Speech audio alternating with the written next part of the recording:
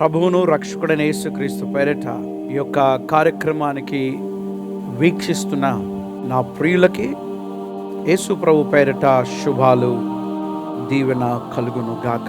ప్రియమైన దేవుని బిడ్డలారా, ఆధ్యాత్మిక జీవితం దేవుడు ఒక కుటుంబానితో పోల్చాడు.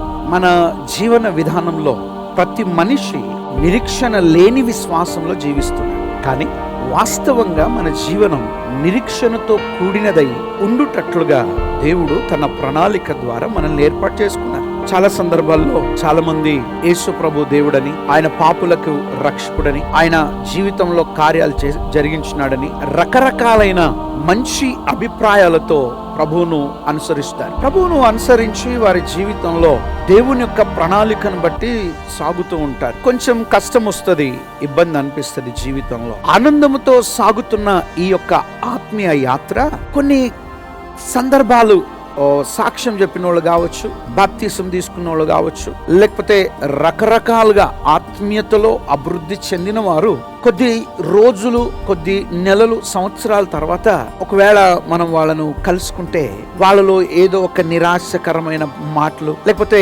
వాళ్ళలో ఎక్కడో బలహీనపడిన ఆత్మీయత, కొన్ని సందర్భాలలో వారు ఏంటిలే అండి అని అవిశ్వాసంతో కూడిన పలుకులు మాట్లాడుతూ ఉంటారు. ఒక మాట వాస్తవంగా దేవుని యొక్క ప్రణాళికలో, ఆయన సంకల్పంలో నీవు నిలబడగలిగితే, ఆయన వాత్సల్యతలో, ఆయన ప్రేమలో నువ్వు నిజంగా అంటు కట్టబడగలిగితే, నీవు నిజమైన క్రీస్తు ప్రేమలో ఒకవేళ వేరు పారితే నీ జీవితంలో నీవు వెనుకకు వెళతావా? ఒక్కసారి నువ్వు ఆలోచన చేయి, వెనుకకు నువ్వు వెళ్ళగలుగుతావా?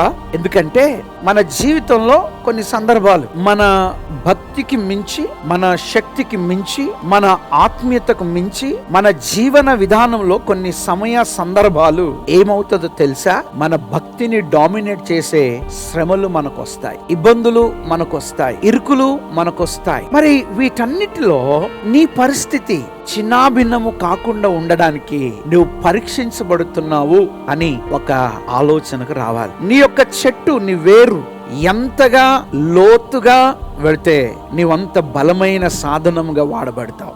అందుకే రోమీయులకు రాసిన పత్రిక 8వ అధ్యాయంలో 35వ వచనంలో ఒక మాట రాసింది, క్రీస్తు ప్రేమ నుండి మనలను ఎడబాపు వాడెవడు? క్రీస్తు ప్రేమ నుండి మన ప్రేమ, బంధు ప్రేమ, భక్తి ప్రేమ విడిపోవచ్చు, కానీ క్రీస్తు ప్రేమ నుండి, యేసయ్య ప్రేమ నుండి నిన్ను దూరం చేసేవాళ్ళు ఎవరంటే, ఒకటి శ్రమ, బాధ, హింస, కరువు, బీదరికం, ఉపద్రవం, ఖడ్గం. ఇవి మన జీవితంలో యేసయ్య ప్రేమ నుంచి దూరం చేయగలవా? ఒకవేళ ఇవి దూరము చేయగలిగితే నువ్వు క్రీస్తు ప్రేమలో ఏరు పారిన వ్యక్తివి కావనమాట. క్రీస్తు ప్రేమలో నువ్వు స్థిరపడిన వ్యక్తివి కావనమాట. మీకు ఒక ఎక్స్పీరియన్స్డ్ వర్డ్ చెప్తాను. ఇక్కడ రాయబడిన దాంట్లో శ్రమ అయినను, బాధ అయినను, హింస అయినను, కరువు అయినను, వస్త్రహీనత అయినను, ఉపద్రవమైనను, ఖడ్గమైనను మనలను వేరు, మనలను ఎడబాపున.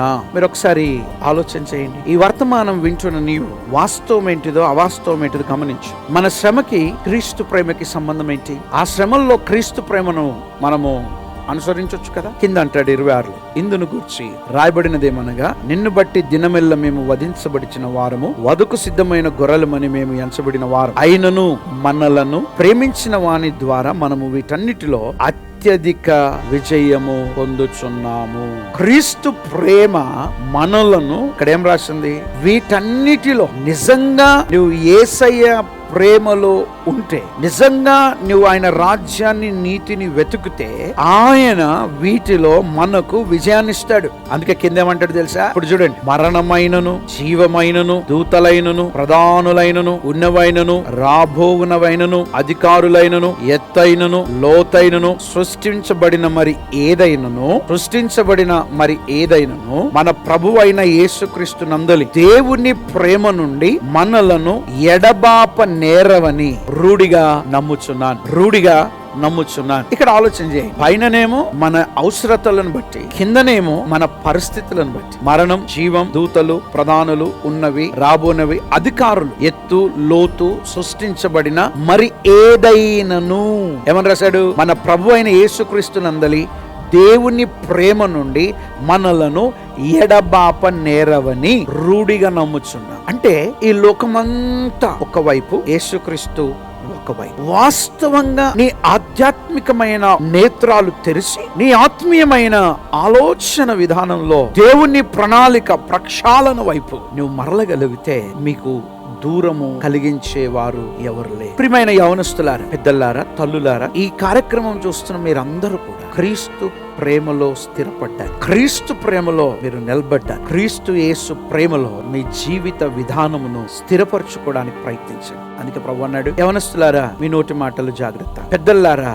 మీ కుటుంబాలు జాగ్రత్త, ఎవడు కూడా మీకు విమర్శించే అవకాశం ఇయ్యమాకండి అన్నాడు. మరి నా ప్రియమైన వారలారా, ఈ రోజు చిన్న వాటికే నీ జీవితం చిన్నాభిన్నమైపోయి సులకని శ్రమల వైపు నీ జీవితం సాగించి కొంచెం ఇబ్బందులు రాగానే నీ భక్తి, విశ్వాసం వైపు కాకుండా ప్రశ్నల వైపు సాగుతుంది. గనుక యేసయ్య ప్రేమలో స్థిరపడుతూ ఆయన మార్గంలో నడుస్తూ ఆయనలో మనం వేరుపారి వర్ధిల్లి విస్తరించి ఫలించినట్లు దేవుడు మిమ్మల్ని దీవించును గాక. ఆమేన్. మా ప్రియమైన తండ్రి, నీకు వందనాలు. నీ ప్రియ బిడ్డలను బట్టి నీకు స్తుతి చెల్లిస్తూ కార్యక్రమం ద్వారా, నీ మాటల ద్వారా బలపరచబడిన వారందరినీ దీవించండి, ఆశీర్వదించండి. నీ ప్రేమలో వారు స్థిరపడినట్లుగా నీ నామానికి మహిమ తెచ్చుకోమని యేసయ్య నామమున ప్రార్థిస్తున్నాము తండ్రి. ఆమేన్.